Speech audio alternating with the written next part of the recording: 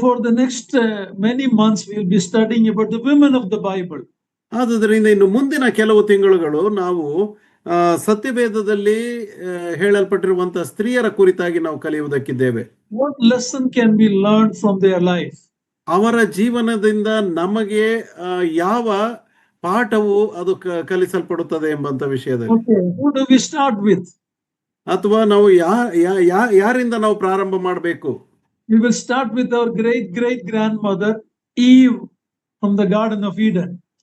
ನಾವು ನಮ್ಮ ಮುತ್ತಜ್ಜಿ ಆಕೆ ಕುರಿತಾಗಿ ನಾವು ಪ್ರಾರಂಭ ಮಾಡ್ತೇವೆ. ಅದು ಏದೇನ್ ತೋಟದಲ್ಲಿದ್ದಂತಹ ಹವ್ವಳ ಕುರಿತಾಗಿ. She was the first privileged woman created by God without sin. ಆಕೆಯು ಬಹಳ ವಿಶೇಷವಾದಂತಹ ಸ್ತ್ರೀ. ಯಾಕಂತಂದ್ರೆ ದೇವರಿಂದ ಪಾಪವಿಲ್ಲದೆ ಸೃಷ್ಟಿಸಲ್ಪಟ್ಟಂತ ಒಬ್ಬ ಮಹಿಳೆ ಆಕೆಯು ಆಗಿದ್ದಾಳೆ. And Genesis 3:20 calls her the mother of all living. Genesis 3:20. ಆದರೆ ಆದಿಕಾಂಡ 3ನೇ ಅಧ್ಯಾಯ 20ನೇ ವಚನವು ಹೇಳುವ ಪ್ರಕಾರವಾಗಿ ಆಕೆಯು ಎಲ್ಲ ಜೀವಿಗಳಿಗೆ ಆಕೆಯು ಮೂಲ ಮಾತೆ ಎಂಬುದಾಗಿ. It's a very highly privileged woman. ಆಕೆಯು ಬಹಳ ಒಂದು ಒಳ್ಳೆ ಒಳ್ಳೆ ಅವಕಾಶವನ್ನ ಪಡೆದಂತ ಒಬ್ಬ ಸ್ತ್ರೀ. She was a perfect companion created for Adam. ಆದಾಮನಿಗೋಸ್ಕರವಾಗಿ ಸೃಷ್ಟಿಸಲ್ಪಟ್ಟಂತ ಅತ್ಯುತ್ತಮ ಮತ್ತು ಪರಿಪೂರ್ಣವಾದಂತ ಒಬ್ಬ ಸಹಕಾರಿಣಿ ಆಕೆ ಆಗಿದ್ದಳು. She must have been a beautiful woman. ಬಹುಶಃ ಆಕೆಯು ಸುಂದರಿಯೂ ಸಹ ಇದ್ದಿರಬಹುದು. Because by seeing her, Adam gave a Hebrew song.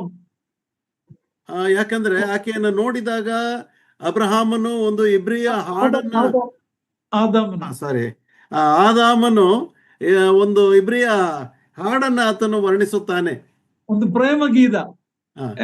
A love song came from his mouth when he just looked at her. Can you imagine how beautiful she was? ಆಕೆಯು ಎಷ್ಟು ಸುಂದರಳಾಗಿದ್ದಳು ಎಂಬುದಾಗಿ ನಾವು ನೆನೆಸುವಾಗ ಆತನು ಆಕೆಯನ್ನು ನೋಡಿದ ತಕ್ಷಣ ಒಂದು ಸುಂದರವಾದಂತ ಒಂದು ವರ್ಣನೆಯನ್ನು ಆತನು ಕೊಡ್ತಾನೆ. Yeah, but remember, God gave headship to man before sin entered. ಆದ್ರೆ ಜ್ಞಾಪಕ ಮಾಡಿಕೊಡ್ರಿ, ಪಾಪವು ಪ್ರವೇಶ ಮಾಡುವುದಕ್ಕಿಂತ ಮುಂಚಿತವಾಗಿ ಆದಾಮನಿಗೆ ನಾಯಕತ್ವದ ಜವಾಬ್ದಾರಿಯನ್ನು ಕೊಟ್ಟಿದ್ದನು. But then what went wrong? ಆದರೆ ಆನಂತರ ಏನಾಯಿತು? 2 Corinthians 11:3, please read it. 2ನೇ ಕೊರಿಂಥ ಪತ್ರಿಕೆ 11ನೇ ಅಧ್ಯಾಯ 3ನೇ ವಚನವನ್ನು ಓದೋಣ. 2ನೇ ಕೊರಿಂಥ ಪತ್ರಿಕೆ 11ನೇ ಅಧ್ಯಾಯ 3ನೇ ವಚನ.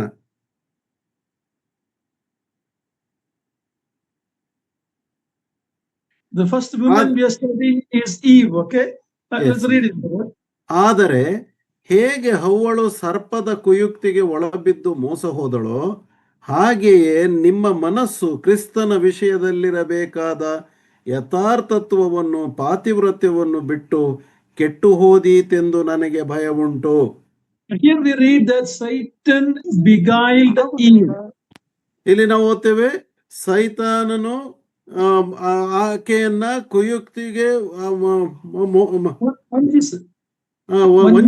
ವಂಚಿಸಿದನು ಎಂಬುದಾಗಿ ನಾವು ನೋಡ್ತೇವೆ. Why did Satan or serpent approached Eve first? ಯಾಕೆ ಸೈತಾನನು ಅಥವಾ ಸರ್ಪವು ಹವ್ವಳನ್ನ ಮೊಟ್ಟ ಮೊದಲನೇದಾಗಿ ಆ ರೀತಿ ಭೇಟಿ ಮಾಡಬೇಕಾಯ್ತು? I think he understood the vulnerability of the two sexes. ಎರಡು ಲಿಂಗದಲ್ಲಿ ವೀಕ್ ಆಗಿರುವ ಸೆಕ್ಸ್ ಯಾವುದಂದ್ರೆ he knew. ಸೈತಾನನಿಗೆ ಯಾಕೆ ಆತನು ಹವ್ವಳ ಬಳಿಗೆ ಪ್ರಥಮವಾಗಿ ಬಂದನು ಎಂಬುದಾಗಿ ಹೇಳಿದ್ರೆ, ಅವನಿಗೆ ಎರಡು ಲಿಂಗಗಳಲ್ಲಿ ಯಾವ ಲಿಂಗವು ಬಲಹೀನವಾದದ್ದು ಎಂಬುದಾಗಿ ಆತನಿಗೆ ಗೊತ್ತಿತ್ತು. First Peter 3:7, Peter talks about it. Read it. First Peter 3:7. ಪೇತ್ರನು ಮಾತನಾಡ್ತಾನೆ, ಮೊದಲನೇ ಪೇತ್ರನ ಪತ್ರಿಕೆ 3ನೇ ಅಧ್ಯಾಯ 7ನೇ ವಚನ. ಅದೇ ರೀತಿಯಾಗಿ ಪುರುಷರೇ, ಸ್ತ್ರೀಯು ಪುರುಷನಿಗಿಂತ ಬಲಹೀನಳೆಂಬುದನ್ನು ಜ್ಞಾಪಕ ಮಾಡಿಕೊಂಡು ನಿಮ್ಮ ಹೆಂಡತಿಯ ಸಂಗಡ ವಿವೇಕದಿಂದ ಒಗತನ ಮಾಡಿರಿ. In this day of women's liberation, if anybody say women is weaker, they will not like it and we will face lot of criticism. ಈ ದಿನಮಾನಗಳಲ್ಲಿ ಇಷ್ಟೊಂದು ಸರಳೀಕರಣ ಬರ್ತಾ ಇರುವಂತ ಈ ಸಂದರ್ಭದಲ್ಲಿ ನಾವೇನಾದ್ರೂ ಮಹಿಳೆಯರು ಬಲಹೀನರು ಎಂಬುದಾಗಿ ಹೇಳಿದರೆ ಅನೇಕ ತರ್ಕಗಳು ಉಂಟಾಗುವಂತ ಸ್ಥಿತಿಗತಿಗಳು ಉಂಟು. So we have to follow the word of God, not the worldly view. ಆದರೆ ನಾವು ಪ್ರಾಪಂಚಿಕವಾದ ದೃಷ್ಟಿಕೋನದಲ್ಲಿ ಯೋಚಿಸಬಾರದು, ನಾವು ದೇವರ ವಾಕ್ಯವನ್ನ ಅನುಸರಿಸುವವರಾಗಿರಬೇಕು. It's a simple fact that an average woman is weaker than man physically. ನಾವು ಒಂದು ಸರಳವಾದಂತ ರೀತಿಯಲ್ಲಿ ಯೋಚಿಸುವಾಗ ಒಬ್ಬ ಸಾಮಾನ್ಯವಾದಂತ ಸ್ತ್ರೀಯು ಪುರುಷನಿಗಿಂತ ಶಾರೀರಿಕವಾಗಿ ಬಲಹೀನಳಾಗಿದ್ದಾಳೆ. Generally speaking, women does not have the same power to control her emotion and frequently driven by emotion. ಸಾಮಾನ್ಯವಾಗಿ ನಾವು ಯೋಚಿಸುವಾಗ ಒಬ್ಬ ಮಹಿಳೆಯು ತನ್ನ ಭಾವನಾತ್ಮಕ ಸಂಗತಿಗಳನ್ನ ಹತೋಟಿಯಲ್ಲಿ ಇಡಲು ಸಾಧ್ಯವಿಲ್ಲದೆ ಭಾವನೆಗಳಿಗೆ ಆಕೆಯು ತನ್ನನ್ನು ಒಳಪಡಿಸಿಕೊಳ್ಳುವಂತವಳಾಗಿರುತ್ತಾಳೆ. I'm not talking about everybody, but generally. ಎಲ್ಲರ ಬಗ್ಗೆ ಅಲ್ಲ ನಾನು ಮಾತನಾಡ್ತಾ ಇರುವಂತದ್ದು, ಇದು ಸಾಮಾನ್ಯವಾದಂತ ಒಂದು ಸಂಗತಿಯಾಗಿದೆ. Women is weaker in no sense means that she is inferior. ಸ್ತ್ರೀಯು ಬಲಹೀನಳು ಎಂಬುದಾಗಿ ಹೇಳುವಾಗ ಯಾವುದೇ ಒಂದು ಸ್ಥಿತಿಯಲ್ಲಿ ಆಕೆಯು ಅತ್ಯಂತ ಬಲಹೀನಳು ಎಂಬುದಾಗಿ ಅಲ್ಲ. No, ಅವರ ಮೌಲ್ಯದಲ್ಲಿ ಕೆಳಮಟ್ಟ ಅಂತ ಅಲ್ಲ. ಆಕೆಯು ತನ್ನನ್ನು ಕೀಳು ಮಟ್ಟ ಎಂಬುದಾಗಿ ತಿಳಿಯಬಾರದು. If you have a good china dish in your house, you know what china dish, ಸುಂದರವಾದ ಒಂದು ನಿಮ್ಮ ಮನೆಯಲ್ಲಿ ಒಂದು ಸುಂದರವಾದ ಪಿಂಗಾಣಿ ಪಾತ್ರೆ ಇರುವುದಾದರೆ, and you have a iron ಪಾತ್ರ, you have a ಕಬ್ಬಿಣದ ಪಾತ್ರ, ನಿಮಗೆ ಕಬ್ಬಿಣದ ಅಥವಾ ಲೋಹದ ಪಾತ್ರೆ ಇರುವುದಾದರೆ, which is more fragile, ಯಾವುದು ಒಡೆದು ಹೋಗುವಂತ ಅವಕಾಶ ಯಾವುದಕ್ಕೆ ಹೆಚ್ಚಿನದಾಗಿರ್ತದೆ? it's the chinaware. ಅದು ಪಿಂಗಾಣಿ ಪಾತ್ರೆ ನಿಜವಾಗಿಯೂ. Which is more costlier, iron vessel or a costly china vessel? ಯಾವುದಕ್ಕೆ ಬೆಲೆ ಜಾಸ್ತಿ? ಅದು ಲೋಹದ ಪಾತ್ರೆಗೆ ಜಾಸ್ತಿನಾ ಅಥವಾ ಚೈನಾ ವೇರ್ಗೆ ಜಾಸ್ತಿನಾ? It's always the chinaware. ಯಾವಾಗಲೂ ಅಷ್ಟೇ ಪಿಂಗಾಣಿ ಪಾತ್ರೆಗಳಿಗೆ ಜಾಸ್ತಿ ಮೌಲ್ಯ ಇರುವಂತದ್ದಾಗಿದೆ. But you have to be handle it with care. ಅದನ್ನ ನಾವು ಬಹಳ ಎಚ್ಚರಿಕೆಯಿಂದ ನಾವು ಕೈ ಹಿಡಿಯುತ್ತೇವೆ ಅದನ್ನ. That is what Peter is telling. Women is weaker, telling the husbands handle carefully. ಅದನ್ನೇ ಪೇತ್ರನು ಪುರುಷರಿಗೆ ಯಜಮಾನರಿಗೆ ಹೇಳ್ತಕ್ಕಂಥದ್ದು, ಅದನ್ನ ಎಚ್ಚರಿಕೆಯಿಂದ ಅದನ್ನ ಕಾಪಾಡಿರಿ, ಯಾಕಂದ್ರೆ ಅದು ಬಲಹೀನವಾದಂತ ಪಾತ್ರೆ ಎಂಬುದಾಗಿ. I like Kannada because it says weaker than man. ನಾವು ಕನ್ನಡದಲ್ಲಿ ಬಹಳ ಚೆನ್ನಾಗಿದೆ, ಆಕೆಯು ಪುರುಷನಿಗಿಂತ ಬಲಹೀನಳು ಎಂಬುದಾಗಿ ತಿಳಿಸ್ತದೆ. What does that mean? ಅದರ ಅರ್ಥವೇನು? Man is weak, ಪುರುಷನು ಬಲಹೀನನು, he is a little bit more weaker, that's all. ಸ್ತ್ರೀಯು ಅವನಿಗಿಂತ ಸ್ವಲ್ಪ ಹೆಚ್ಚಿನದಾಗಿ ಬಲಹೀನಳು ಅಷ್ಟೇ. Malayalam translation, Stri Balahina Patra, that's all. Stri is Balahina Patra. There's no comparison. Kannada translation is very good. Kannada ಭಾಷಾಂತರ ತುಂಬಾ ಚೆನ್ನಾಗಿ ಕೊಡಲ್ಪಟ್ಟಿದೆ. ಪುರುಷನೊಂದಿಗೆ ಹೋಲಿಸಿ ಬರೆದಿದ್ದಾರೆ, ಪುರುಷನಿಗಿಂತ ಈಕೆಯು ಸ್ವಲ್ಪ ಬಲಹೀನಳು ಎಂಬುದಾಗಿ. ಆದ್ರೆ ಮಲಯಾಳಂನಲ್ಲಿ ಆ ರೀತಿಯಾಗಿಲ್ಲ. ಸ್ತ್ರೀ ಬಲಹೀನ ಪಾತ್ರ ಅಷ್ಟೇ. ಮಲಯಾಳಂ ಭಾಷಾಂತರದಲ್ಲಿರ್ತಕ್ಕಂಥದ್ದು ಸ್ತ್ರೀಯು ಬಲಹೀನಳು ಅಷ್ಟೇ ಕೊಟ್ಟಿದೆ, ಆದ್ರೆ ಕನ್ನಡದಲ್ಲಿ ಪುರುಷನಿಗೆ ಹೋಲಿಸಿ ಕೊಟ್ಟಿದೆ. A woman may be stronger in many areas, she may be stronger. ಒಬ್ಬ ಸ್ತ್ರೀಯು ಅನೇಕ ಕ್ಷೇತ್ರಗಳಲ್ಲಿ ಆಕೆಯು ಬಲಶಾಲಿ ಆಗಿರಬಹುದು. Generally, women is more devoted to Christ than men. Generally, ಸಾಮಾನ್ಯವಾಗಿ ನಾವು ಯೋಚಿಸುವಾಗ ಕ್ರಿಸ್ತನ ಕಡೆಗೆ ಬಹಳ ಭಕ್ತಿಯನ್ನ ತೋರಿಸುವಂತದ್ದು ಸ್ತ್ರೀಯರೇ ಹೊರತು ಪುರುಷರಲ್ಲ. ಹೆಚ್ಚಾಗಿ you look at Jesus disciples. ನೀವು ಯೇಸು ಕ್ರಿಸ್ತನ ಶಿಷ್ಯರನ್ನ ನೀವು ನೋಡ್ರಿ, they all ran away when Jesus was arrested. ಯೇಸು ಕ್ರಿಸ್ತನನ್ನ ಹಿಡಿಯಲ್ಪಟ್ಟಾಗ ಯೇಸು ಕ್ರಿಸ್ತನು ಹಿಡಿಯಲ್ಪಟ್ಟಾಗ ಶಿಷ್ಯರು ಓಡಿ ಹೋದ್ರು. And is the woman we followed on the way to the cross. ಆದ್ರೆ ಶಿಲುಬೆಯವರೆಗೆ ಅನುಸರಿಸಿ ಆತನನ್ನ ಹಿಂಬಾಲಿಸಿದವರು ಸ್ತ್ರೀಯರೇ ಆಗಿದ್ರು. So women weaker does not mean she is cheaper, but actually she is very costly, very valuable. In some areas she is weaker, that's all. ಒಬ್ಬ ಸ್ತ್ರೀಯು ಬಲಹೀನಳು ಎಂಬುದಾಗಿ ಹೇಳುವಾಗ ಆಕೆಯು ಬಲಹೀನಳು ಅಂತ ಅಂದ್ರೆ ಕೆಲವು ಕ್ಷೇತ್ರಗಳಲ್ಲಿ ಆಕೆಯು ಪುರುಷನಿಗಿಂತ ಬಲಹೀನಳಾಗಿದ್ದಾಳೆ, ಆದರೂ ಮೌಲ್ಯದಲ್ಲಿ ವಿಶೇಷವಾದವಳು ಮತ್ತು ಅತ್ಯಂತ ಬೆಲೆಯುಳ್ಳವಳು ಆಗಿದ್ದಾಳೆ. So how did Eve get deceived by Satan or the serpent, being a very valuable woman created by God's hand? Why did she fell into sin? ದೇವರ ಹಸ್ತದಿಂದ ಸೃಷ್ಟಿಸಲ್ಪಟ್ಟಂತ ಬಹು ಉತ್ತಮವಾದಂತ ಸ್ಥಿತಿಯಲ್ಲಿ ನಿರ್ಮಿತವಾದಂತ ಹವ್ವಳು ಸರ್ಪದಿಂದ ಹೇಗೆ ವಂಚಿತಳಾದಳು, ಹೇಗೆ ಪಾಪಕ್ಕೆ ಬಿದ್ದಳು ಎಂಬುದು ನಾವು ಯೋಚಿಸಬೇಕು. What is the lesson we need to learn? ಆ ಒಂದು ಪಾಠವನ್ನ ನಾವು ಯಾವ ಪಾಠವನ್ನ ಅವಳಿಂದ ಕಲಿಯುತ್ತೇವೆ ಎಂಬಂತ ವಿಷಯ. What happened in the Garden of Eden was the reversal of the role. ಅಲ್ಲಿ ಆ ಏದೇನ್ ತೋಟದಲ್ಲಿ ಆದ ಸಂಗತಿ ಏನಂತಂದ್ರೆ ತಮ್ಮ ಪಾತ್ರದಲ್ಲಿ ಅದಲು ಬದಲು ಉಂಟಾದಂಥದ್ದು ಅಷ್ಟೇ. When serpent approached Eve, ಯಾವಾಗ ಸರ್ಪವು ಹವ್ವಳನ್ನ ಸಂಧಿಸಿತೋ, she should have referred it to Adam. You go and ask Adam, or let me ask Adam. That should have been her reply. ಆಕೆಯ ಪ್ರತ್ಯುತ್ತರ ಹೀಗಿರ್ಬೇಕಾಗಿತ್ತು. ಸರ್ಪವು ಆಕೆಯನ್ನ ಬಂದು ಮಾತನಾಡಿಸಿದಾಗ ಇದನ್ನೇ ನೀನು ಪುರುಷನಿಗೆ ಆದಾಮನ ಬಳಿಯಲ್ಲಿ ಹೇಳು ಎಂಬುದಾಗಿ ಹೇಳಬೇಕಾಗಿತ್ತು. Because God gave the command to Adam before Eve was created. ಯಾಕಂದ್ರೆ ಹವ್ವಳು ಸೃಷ್ಟಿಯಾಗುವುದಕ್ಕಿಂತ ಮುಂಚಿತವಾಗಿಯೇ ಆದಾಮನಿಗೆ ಆಜ್ಞೆಯನ್ನು ಕೊಟ್ಟು ದೇವರು ಆತನನ್ನ ಉಂಟು ಮಾಡಿದ್ದನು. Or she should have gone and asked Adam as the head of the family, this person is coming and this serpent or Satan is asking, what should I answer? You are the one who got the command from the Lord. What should I say? Instead of that, she took matter in her own hand and became the leader. ಆಕೆಯು ಹೇಳಬೇಕಾಗಿತ್ತು, ಆದಾಮನನ್ನು ನಾಯಕನನ್ನಾಗಿಟ್ಟಿದ್ದಾನೆ, ನಾನೇ ಏನು ಉತ್ತರ ಕೊಡ್ಲಿ, ಆತನು ಉತ್ತರ ಕೊಡಬೇಕು, ದೇವರು ಆತನನ್ನು ನಾಯಕನನ್ನಾಗಿ ಇಟ್ಟಿರ್ತಕ್ಕಂಥದ್ದು ಎಂಬಂತ ಒಂದು ಯೋಚನೆಯನ್ನು ಆಕೆ ಮಾಡಬೇಕಾಗಿತ್ತು. In 1 Timothy 2 and Ephesians 5, we already studied. I'm not going to repeat to that the role difference of man and woman. ಒಬ್ಬ ಪುರುಷನು ಹಾಗೂ ಸ್ತ್ರೀಯ ಪಾತ್ರದ ವ್ಯತ್ಯಾಸಗಳನ್ನು ನಾವು ತಿಮೋತಿ ಪತ್ರಿಕೆಯಲ್ಲಿ ಮತ್ತಿತರ ಪತ್ರಿಕೆಗಳಲ್ಲಿ ನಾವು ನೋಡಿದ್ದೇವೆ. ನಾನು ಅದನ್ನು ಪುನರುಚ್ಚರಿಸುವುದಿಲ್ಲ. So my dear sisters, role reversal is a clear violation of God's word. ಆದುದರಿಂದ ನನ್ನ ಪ್ರಿಯ ಸಹೋದರಿಯರೇ, ನಮ್ಮ ಪಾತ್ರ ಬದಲಾವಣೆಯು ದೇವರ ನಿಯಮವನ್ನ ಅದು ಉಲ್ಲಂಘಿಸುವಂತ ವಿಷಯವನ್ನು ಆಗಿ ಮಾಡುತ್ತದೆ. My sisters, you may be more educated.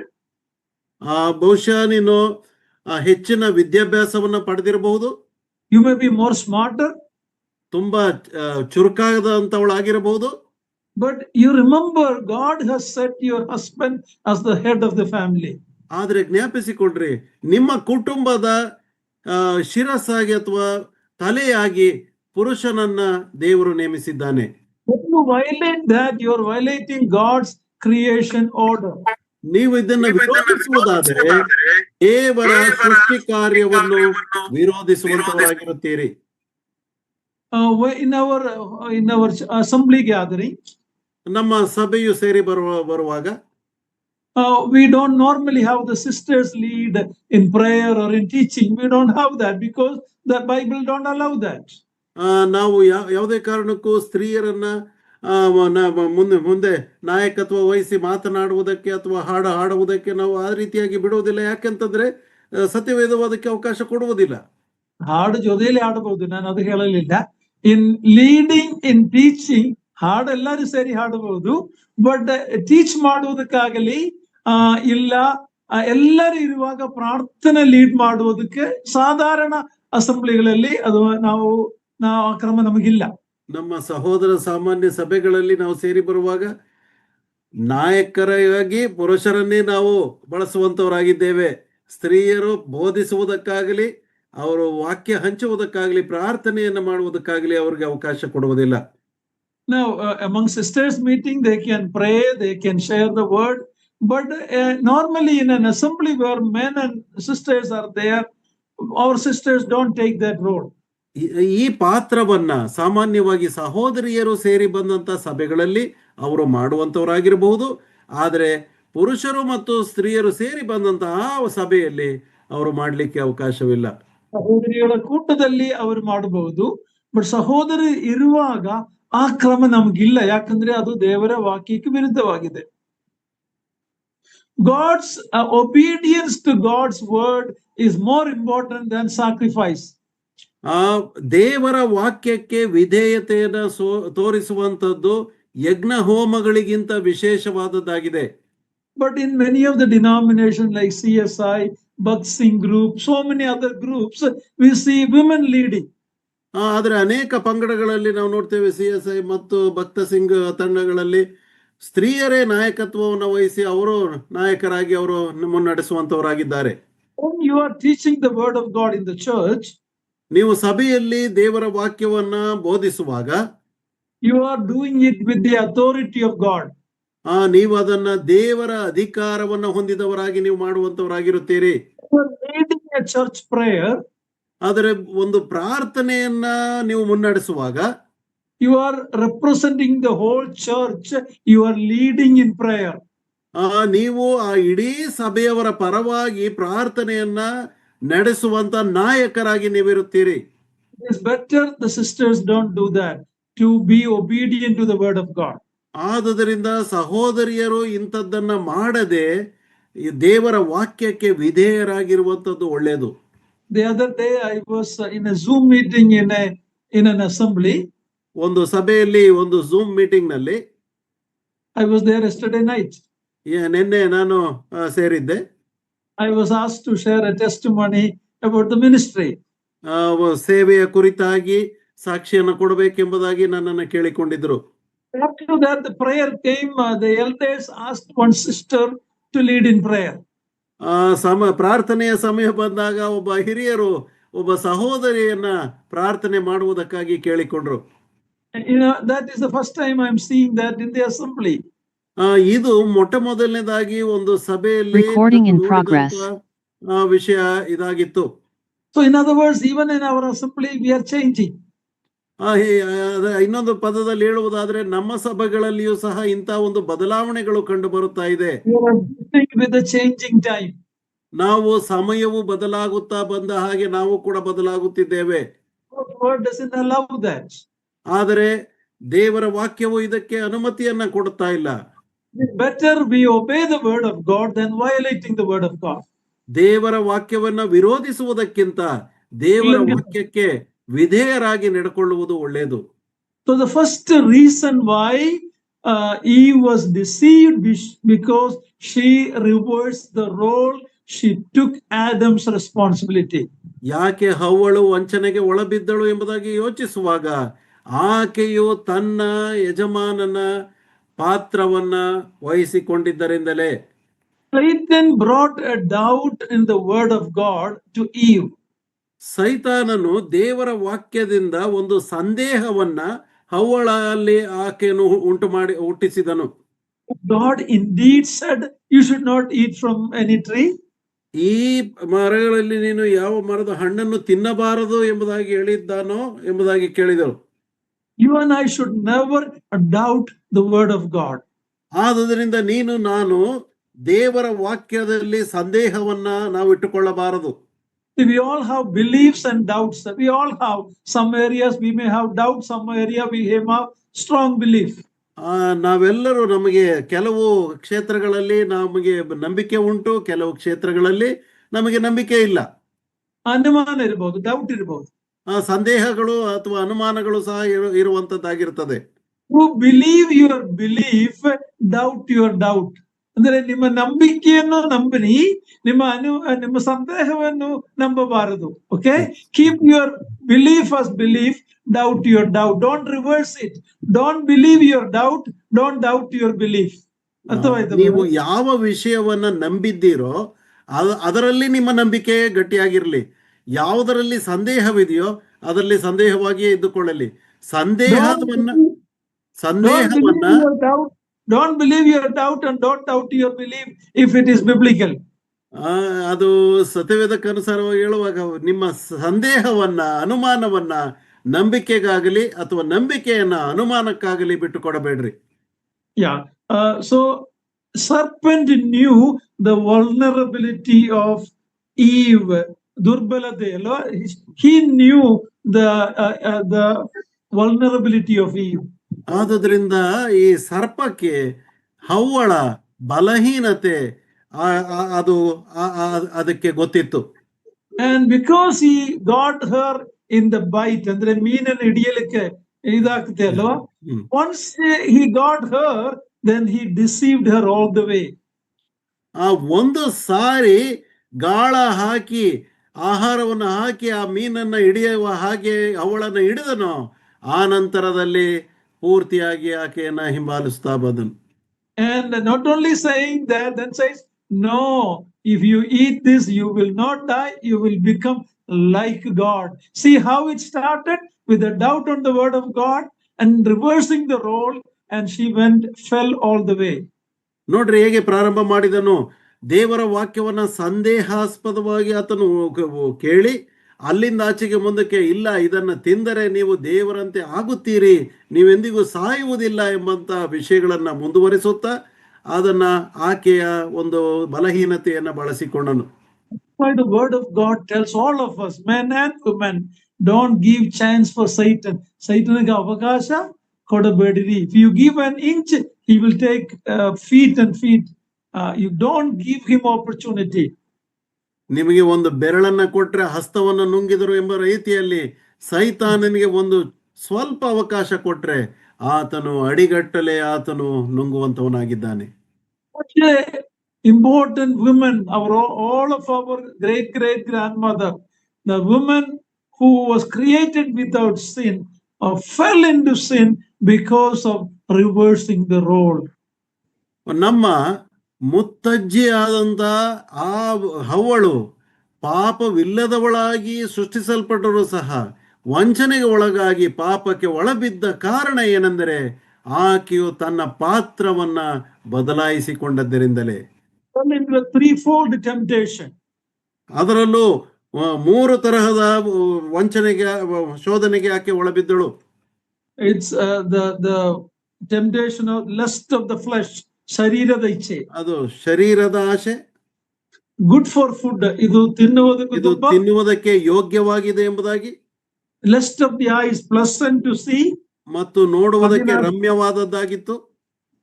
ಕಣ್ಣಿನ ಆಸೆ, ಶರೀರದ ಆಸೆ. ಪ್ರೈಡ್ ಆಫ್ ಲೈಫ್, ಬದುಕು ಬಾಳಿನ ಡಂಪ, a tree desirable to make you wise. ಆ ಒಂದು ಮರದ ಒಂದು ಆಶೆ ಏನೆಂಬುದಾಗಿ ಹೇಳಿದ್ರೆ ನಿನ್ನನ್ನು ಜ್ಞಾನವಂತನನ್ನಾಗಿ ಮಾಡ್ತದೆ ಎಂಬಂತ ಆಶೆ. In doing that, what happened to Eve? ಅದನ್ನ ಮಾಡುವುದರಿಂದ ಹವ್ವಳಿಗೆ ಏನಾಯಿತು? She acted independently of Adam, her head. ಆಕೆಯು ಸ್ವತಂತ್ರವಾಗಿ ಆದಾಮನ ಒಂದು ಸ್ಥಾನದಲ್ಲಿ ಆಕೆಯು ವರ್ತಿಸುತ್ತಾ ಬಂದಳು. She should have consulted him, being the head. Instead, she usurping his authority. ಆತನ ಅಧಿಕಾರವನ್ನು ಕಿತ್ತುಕೊಂಡು, she usurped the authority. ಆಕೆಯು ಆದಾಮನ ಒಂದು ಅಧೀನತೆಯಲ್ಲಿ ಇರಬೇಕಾಗಿತ್ತೆ ಹೊರತು ಆತನ ನಾಯಕತ್ವದ ಒಂದು ಸಂಗತಿಯನ್ನ ಆಕೆಯು ಬಲವಂತವಾಗಿ ಕಿತ್ತುಕೊಂಡಳು. We read, she took off its fruit and ate. ನಾವು ಓದ್ತೇವೆ, ಆಕೆಯು ಹಣ್ಣನ್ನ ಕಿತ್ತಳು ಮತ್ತು ತಿಂದಳು ಎಂಬುದಾಗಿ. In that statement lies the explanation of all sickness, sorrow, suffering, fear, guilt and death. Okay, sickness and sorrow. ಅಲ್ಲಿ ಆ ಒಂದು ಮಾತಿನ ಅರ್ಥದಲ್ಲಿ ಎಲ್ಲಾ ತರದ ಬೇನೆಗಳು ಮತ್ತು ದುಃಖವು, suffering and fear, ನರಳಾಟ, ಸಂಕಟ ಮತ್ತು ಭಯ, guilt and even death. ಆ ಒಂದು ಅಳುಕು ಏನ ಗಿಲ್ಟ್ ಅಳುಕ, ಅಳುಕುತನ ಮತ್ತು ಮರಣ. Ever since the whole humanity is plagued by this because of the statement, she took of it and ate. ಈ ಇಡೀ ಮನುಕುಲಕ್ಕೆ ಇದೆಲ್ಲವೂ ಬಂದದ್ದು ಯಾಕೆಂತಂದ್ರೆ ಆಕೆಯು ಹಣ್ಣನ್ನ ಕಿತ್ತು ತಿಂದಳು ಎಂಬಂತ ಹೇಳಿಕೆಯಲ್ಲಿ ಈ ಎಲ್ಲ ಅಂಶಗಳು ಒಳಗೊಂಡಿದೆ. Sin cannot be blamed on our environment or our hereditary. ಅಂದ್ರೆ ನಮ್ಮ ಪೂರ್ವಿಕರಿಂದ ಬಂದಿದೆ, ನಮ್ಮ ವಾತಾವರಣದಿಂದ ಹೆಂಗೆ ಆಯಿತು. We cannot say that. ಪಾಪವು ನಮ್ಮ ಪೂರ್ವಿಕರು ಮಾಡಿದ್ದರಿಂದ ಹೀಗೆ ಬಂತು ಆಗಲಿ ಅಥವಾ ನಮ್ಮ ಪರಿಸರದಿಂದ ಅದು ಬಂತು ಎಂಬುದಾಗಲಿ ನಾವು ಅದನ್ನು ದೂರಬಾರದು. We are responsible for our action. ನಮ್ಮ ಕ್ರಿಯೆಗಳಿಗೆ ನಾವೇ ಜವಾಬ್ದಾರರು. What was Eve and Adam's issue? ಆದಾಮ ಮತ್ತು ಹವ್ವಳ ಒಂದು ಪ್ರಕರಣದಲ್ಲಿ ಏನು? Who is telling the truth, whether God or Satan? ಈಗ ಇಲ್ಲಿ ದೇವರು ಸತ್ಯವನ್ನು ಹೇಳ್ತಾ ಇದ್ದಾನೋ, ಸೈತಾನನು ಸತ್ಯವನ್ನು ಹೇಳ್ತಾ ಇದ್ದಾನೋ? Word of the Lord brought life and order. The word of the Lord brings life and order. ದೇವರ ಮಾತು ಜೀವವನ್ನು ಮತ್ತು ಕ್ರಮವನ್ನು ತರುವಂತದ್ದಾಗಿದೆ. Word of the serpent brought chaos and death. ಅದೇ ಸರ್ಪದ ಮಾತು ಗಲಿಬಿಲಿಯನ್ನು ಮತ್ತು ಮರಣವನ್ನು ಉಂಟು ಮಾಡುವಂತ ಮಾತಾಗಿದೆ. Whose word was the first one? God's word or Satan's word? ಯಾರ ಮಾತು ಮೊದಲನೇದಾಗಿ ಬಂತು, ಹೇಳಿಕೆ ಮೊದಲನೇದಾಗಿ ಬಂದದ್ದು ದೇವರದ್ದೋ ಅಥವಾ ಸೈತಾನನದ್ದೋ? Truth is older than falsehood. It came from God. In the beginning, God created everything. God's word is the first one. That's the truth. ಆದಿಯಲ್ಲಿ ದೇವರು ಆಕಾಶವನ್ನು ಭೂಮಿಯನ್ನು ಉಂಟು ಮಾಡಿದನು. ಅಂದ್ರೆ ದೇವರ ಮಾತು ಮೊದಲನೇದಾಗಿ ಬಂತು, ಸತ್ಯವಾಕ್ಯವು ಮೊದಲನೇದಾಗಿತ್ತು, ಆ ನಂತರ ಸುಳ್ಳು ವಾಕ್ಯ ಬಂತು. Truth is older than falsehood. ಆದುದರಿಂದ ಸತ್ಯವು ಸುಳ್ಳಿಗಿಂತ ಹಿರಿಯದ್ದಾಗಿದೆ. God's word come before Satan's lie. ಸೈತಾನನ ಸುಳ್ಳಿಗಿಂತ ಮುಂಚಿತವಾಗಿ ದೇವರ ಸತ್ಯವಾಕ್ಯವು ಅದು ಇತ್ತು. Eve either did not know God's command. ಹವ್ವಳಿಗೆ ದೇವರ ಆಜ್ಞೆ ಏನು ಎಂಬುದಾಗಿ ಆಕೆಗೆ ತಿಳಿದಿರಲಿಲ್ಲ, ಚೆನ್ನಾಗಿ ಆಕೆಯು ಅರ್ಥ ಮಾಡಿಕೊಂಡಿರಲಿಲ್ಲ. By contrast, Jesus Christ gained victory over Satan by his precise knowledge of God's word. Remember in Matthew 4, when Jesus was tempted in the wilderness, he had a precise knowledge of the word of God. ನೀವು ಜ್ಞಾಪಕ ಮಾಡಿಕೊಳ್ಳ್ರಿ, ಮತ್ತಾಯನ ಸುವಾರ್ತೆ 4 ಓದುವ ಪ್ರಕಾರವಾಗಿ ಯೇಸು ಸ್ವಾಮಿಗೆ ಶೋಧನೆ ಬಂದಾಗ ಆತನಿಗೆ ದೇವರ ವಾಕ್ಯದ ಪರಿಪೂರ್ಣವಾದ ಜ್ಞಾನವು ಆತನಲ್ಲಿತ್ತು. You and I should not be tempted by Satan and the world. We will have a good understanding of the word of God. ಆದುದರಿಂದ ನೀನು ಮತ್ತು ನಾನು ಸೈತಾನನ ವಂಚನೆಗೆ ಒಳಬೀಳಬಾರದು. ಯಾಕಂತಂದ್ರೆ ನಮ್ಮಲ್ಲಿ ಆ ದೇವರ ವಾಕ್ಯದ ಪರಿಪೂರ್ಣವಾದಂತ ಅರ್ಥವು ನಮ್ಮೊಳಗೆ ಅದು ಇರಬೇಕು. If you and I have a good understanding of the teachings of the word of God, no one can deceive us. ದೇವರ ವಾಕ್ಯದ ಪರಿಪೂರ್ಣವಾದಂತ ಅರ್ಥವು ನಮಗೆ ತಿಳಿದಿರುವುದಾದರೆ ಯಾವ ವಂಚನೆಗೂ ನಾನು ನೀನು ಬೀಳುವಂತವರಾಗಿರುವುದಿಲ್ಲ. So when we look at Eve's failure, it was mainly a failure of the reversal of the role. Don't forget that. ಆದುದರಿಂದ ಹವ್ವಳು ವಂಚಿತಳಾಗಿ ಸೋತಳು ಎಂಬುದಾಗಿ ಹೇಳಿದ್ರೆ ಅದು ಆಕೆಯ ಪಾತ್ರ ಬದಲಾವಣೆಯಲ್ಲಿ ಮಾಡಿಕೊಂಡಂತ ಕ್ರಿಯೆಯಿಂದ ಅದಾಯಿತು ಎಂಬುದನ್ನು ಎಂದಿಗೂ ನೀವು ಮರೆಯಬೇಡ್ರಿ. Sisters, you may be more educated, you have more gift, you may be more beautiful, no more whatever it is, never allow to reverse the role in your family or in the assembly. ಆದುದರಿಂದ ಪ್ರಿಯ ಸಹೋದರಿಯರೇ, ನೀವೆಷ್ಟೇ ವರಗಳಿಂದ ತುಂಬಿದ್ದರು, ಎಷ್ಟೇ ರಮ್ಯವಾಗಿದ್ದರು ಅಥವಾ ನೀವು ಎಷ್ಟೇ ಬುದ್ಧಿವಂತರಾಗಿದ್ದರೂ ಸಹ ಕುಟುಂಬದಲ್ಲಿ ಪುರುಷನಿಗಿಂತ ನಿಮ್ಮ ಪಾತ್ರವನ್ನ ಬದಲಾಯಿಸಿಕೊಳ್ಳಬೇಡಿರಿ. That is where God's blessing will come, when you are obedient to the word of God. ನೀವು ದೇವರ ವಾಕ್ಯಕ್ಕೆ ವಿಧೇಯರಾಗಿರುವಾಗಲೇ ದೇವರಿಂದ ಆಶೀರ್ವಾದವನ್ನು ಹೊಂದುವಂತವರಾಗಿರುತ್ತೀರಿ. Later we see the judgment that came on serpent, Eve and Adam. ನಾವು ಅಲ್ಲಿ ನ್ಯಾಯ ತೀರ್ವಿಕೆ ಬಂದದ್ದು, ಶಾಪ ಬಂದದನ್ನು ನೋಡ್ತೇವೆ. ಸರ್ಪಕ್ಕೆ, ಹವ್ವಳಿಗೆ ಮತ್ತು ನಂತರ ಆದಾಮನಿಗೆ. Adam and Eve sinned by eating what was forbidden. ಯಾವುದು ನಿಷಿದ್ಧವಾಗಿತ್ತೋ ಅದನ್ನು ತಿಂದು ಆದಾಮನು ಮತ್ತು ಹವ್ವಳು ಪಾಪಕ್ಕೆ ಒಳಬಿದ್ದರು.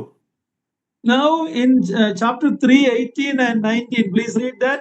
Genesis 3:18 and 19. ಆದಿಕಾಂಡ 3ನೇ ಅಧ್ಯಾಯ 18 ಮತ್ತು 19ನೇ ವಚನ. ಆದಿಕಾಂಡ 3ನೇ ಅಧ್ಯಾಯ 18 ಮತ್ತು 19.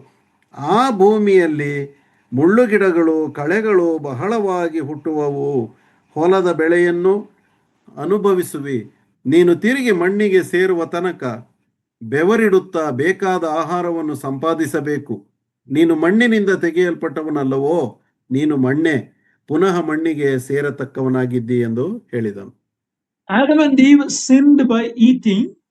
ಆದಾಮನು ಮತ್ತು ಹವ್ವಳು ಕೇವಲ ಅವರು ಪಾಪ ಮಾಡಿದರು. ಹೇಗೆಂದ್ರೆ ಅವರು ತಿನ್ನುವುದರ ಮುಖಾಂತರವಾಗಿ ಪಾಪ ಮಾಡಿದರು. Now they have to suffer, or ಬೆವರು ಸುರಿಸಿ, they have to suffer to eat.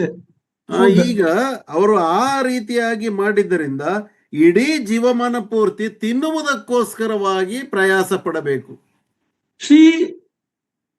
She manipulated her husband. ಅಂದ್ರೆ ಹಸ್ಬೆಂಡಿನ ಪಾತ್ರವನ್ನು ತಗೊಂಡು ಒಂದು ರೀತಿಯಲ್ಲಿ ಅದು ಒಂದು ವಂಚನೆ. ಅದು ಇಟ್ ವಾಸ್ ಮ್ಯಾನಿಪ್ಯುಲೇಷನ್. ಆಕೆಯು ತನ್ನ ಯಜಮಾನನ ಪಾತ್ರವನ್ನ ತೆಗೆದುಕೊಂಡು ಬದಲಾಯಿಸಿದಳು. Now what happened? ಈಗ ಏನಾಯ್ತು? he will be mastering her. ಅವನು ಅವಳ ಮೇಲೆ ದೊರೆತನ ಮಾಡಲಿಕ್ಕಿದೆ. ಆಕೆಯು ದೊರೆತನ ಮಾಡುವುದಕ್ಕೆ ಪ್ರಾರಂಭಿಸಿದಳು. What happened to the serpent? ಸರ್ಪಕ್ಕೆ ಏನಾಯ್ತು? He destroyed the human race, and he will be destroyed one day. ಆತನು ಸೈತಾನನು ಮನುಕುಲವನ್ನ ನಾಶಪಡಿಸಿದನು, ಆದರೆ ಒಂದು ದಿವಸ ಆತನೇ ನಾಶನಕ್ಕೆ ಒಳಬೀಳುವಂತವನಾಗಿದ್ದಾನೆ. So now as we conclude the study of Eve, ನಾವು ಈ ಹವ್ವಳ ಅಧ್ಯಯನವನ್ನು ನಾವು ಮುಕ್ತಾಯ ಮಾಡುವಾಗ two main lessons we need to learn. ಎರಡು ಪ್ರಮುಖವಾದಂತ ಪಾಠಗಳನ್ನ ನಾವು ಕಲಿಯಬೇಕು. Don't reverse the role that God has given you. ದೇವರು ನಿಮಗೆ ಅನುಗ್ರಹಿಸಿದಂತ ಪಾತ್ರವನ್ನ ಬದಲಾಯಿಸಿಕೊಳ್ಳಬೇಡಿರಿ. Second lesson, ಎರಡನೇ ಒಂದು ಪಾಠ, when we fail, accept our responsibility rather than passing the buck or blaming someone else. She blamed the serpent instead of telling I ate and I took and ate. Instead of telling that the serpent beguiled me. ನಾವು ಏನಾದ್ರೂ ವಂಚನೆಗೆ ಒಳಬಿದ್ದರೆ ಅದನ್ನು ಒಪ್ಪಿಕೊಳ್ಳುವಂತವರಾಗಿರಬೇಕು. ಆಕೆ ಹೇಳ್ಬೇಕಾಗಿತ್ತು ನಾನು ತಿಂದೆನು, ನಾನು ಮಾಡಿದೆನು ಎಂಬುದಾಗಿ. ಆಕೆಯು ಸರ್ಪವು ನನಗನ್ನು ವಂಚಿಸಿತು ಎಂಬುದಾಗಿ ಬೇರೆಯವರ ಮೇಲೆ ತಪ್ಪನ್ನ ಹಾಕುತ್ತಾ ಬಂದಳು. The third lesson, ಮೂರನೇ ಒಂದು ಸತ್ಯಾಂಶ, don't give opportunity to the devil. ಯಾವುದೇ ಕಾರಣಕ್ಕೂ ಸೈತಾನನಿಗೆ ಅವಕಾಶವನ್ನ ಕೊಡಬೇಡ್ರಿ. We are not ignorant of his schemes. ಅವನ ತಂತ್ರಗಳು ನಾವು ಅರಿಯದವರಲ್ಲ. It is clearly written in the word of God how Satan tempts people. ಜನರನ್ನು ಹೇಗೆ ಸೈತಾನನು ವಂಚಿಸುತ್ತಾನೆ ಎಂಬುದಾಗಿ ಸತ್ಯವೇದದಲ್ಲಿ ಸ್ಪಷ್ಟವಾಗಿ ವಾಕ್ಯಗಳು ಉಂಟು. So these are some of the main lessons we learn from the life of Eve. ಆದುದರಿಂದ ಈ ಅನೇಕ ವಿಷಯಗಳನ್ನ ಪಾಠಗಳನ್ನ ನಾವು ಹವ್ವಳ ಜೀವಿತದಿಂದ ನಾವು ಕಲಿತುಕೊಳ್ಳುತ್ತೇವೆ. Okay, now the next person we are going to, if you are making notes, you write these main points, and it will be beneficial because I'm going to go through the Bible and go through many of the sisters in the Bible, ladies, women. ನೀವು ಅಕಸ್ಮಾತ್ notes ಮಾಡುವಂತವರಿದ್ದರೆ ನೀವು ಇದನ್ನ ಬರೆದುಕೊಳ್ಳ್ರಿ, ಪ್ರಮುಖವಾದಂತ ಅಂಶಗಳನ್ನ. ಯಾಕಂದ್ರೆ ಸತ್ಯವೇದದ ಪ್ರಾರಂಭಿಕ ಹಂತದಿಂದ ನಾವು ಅನೇಕ ಮಹಿಳೆಯರನ್ನ, ಸತ್ಯವೇದದಲ್ಲಿ ಇರ್ತಕ್ಕಂಥ ಮಹಿಳೆಯರ ಕುರಿತಾಗಿ ನಾವು ಕಲಿಯುವುದಕ್ಕಿದ್ದೇವೆ. The woman we are going to study is an unnamed woman. ನಾವು ಎರಡನೇ ಒಬ್ಬ ಸ್ತ್ರೀಯ ಕುರಿತಾಗಿ ನಾವು ಕಲಿತಕ್ಕಂಥದ್ದು ಆಕೆ ಯಾರು ಎಂಬುದಾಗಿ ಹೇಳಿದ್ರೆ ಹೆಸರೇ ಬರೆಯಲ್ಪಡದಂತ ಒಬ್ಬ ಸ್ತ್ರೀ. There are many amazing sisters in the Bible whose names are not given. ಅದ್ಭುತವಾದಂತ ಕಾರ್ಯಗಳನ್ನ ಮಾಡಿದ ಸಹೋದರಿಯರ ಅಥವಾ ಸ್ತ್ರೀಯರ ಕುರಿತಾಗಿ ಸತ್ಯವೇದದಲ್ಲಿ ನಾವು ಓದ್ತೇವೆ, ಅವರ ಹೆಸರುಗಳೇ ಕೊಡಲ್ಪಟ್ಟಿಲ್ಲ. Read Philippians chapter 4 verse 3. Philippi ಪತ್ರಿಕೆ 4ನೇ ಅಧ್ಯಾಯ 3ನೇ ವಚನ. ಫಿಲಿಪ್ಪಿ ಪತ್ರಿಕೆ 4ನೇ ಅಧ್ಯಾಯ 3ನೇ ವಚನ. ಸತ್ಯ ಸಂಯೋಜನೆ ಅವರಿಗೆ ಸಹಾಯಕನಾಗಿರಬೇಕೆಂದು ನಿನ್ನನ್ನು ಕೇಳಿಕೊಳ್ಳುತ್ತೇನೆ. ಅವರು ಕ್ಲೆಮೆನ್ಸ್ ಮುಂತಾದ ನನ್ನ ಜೊತೆ ಕೆಲಸದವರ ಸಹಿತವಾಗಿ ನನ್ನ ಕೂಡ ಸುವಾರ್ತೆಗೋಸ್ಕರ ಪ್ರಯಾಸಪಟ್ಟವರು. ಅವರವರ ಹೆಸರುಗಳು ಜೀವಬಾಧ್ಯರ ಪಟ್ಟಿಯಲ್ಲಿ ಬರೆದವೆ. Some of those sisters who worked with Paul, he's not giving their name, but says their names are in the book of life.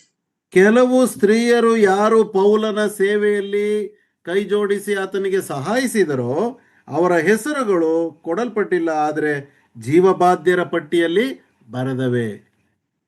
Your name may not be famous here, people may not appreciate you, they may not appreciate you, but remember, if you are serving faithfully, your name is in heaven.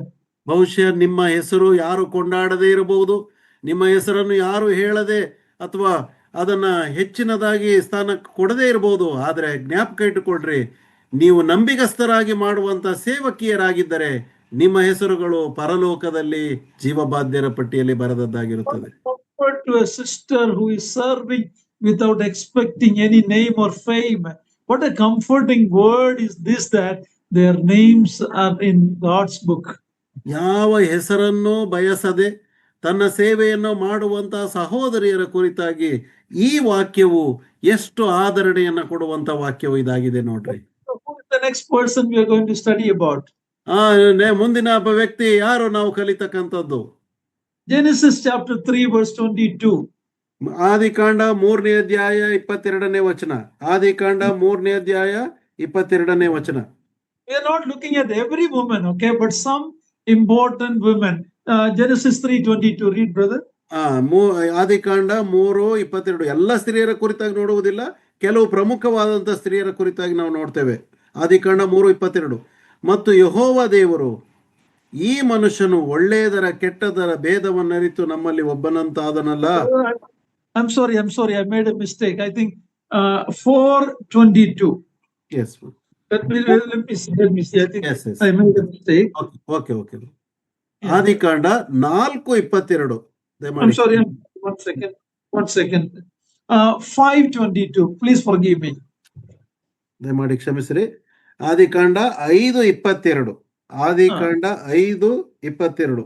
ಮೆತೂಷೆಲಹನು ಹುಟ್ಟಿದ ಮೇಲೆ ಹನೋಕನು ಗಂಡು ಹೆಣ್ಣು ಮಕ್ಕಳನ್ನು ಪಡೆದು ದೇವರ ಅನ್ಯೋನ್ಯತೆಯಲ್ಲಿ 300 ವರ್ಷ ಬದುಕಿದನು. Who are we going to look at? ಯಾರ ಕುರಿತಾಗಿ ನಾವು ನೋಡ್ತೇವೆ? Enoch had a family. ಹನೋಕನಿಗೆ ಒಂದು ಕುಟುಂಬ ಇತ್ತು. He walked with God.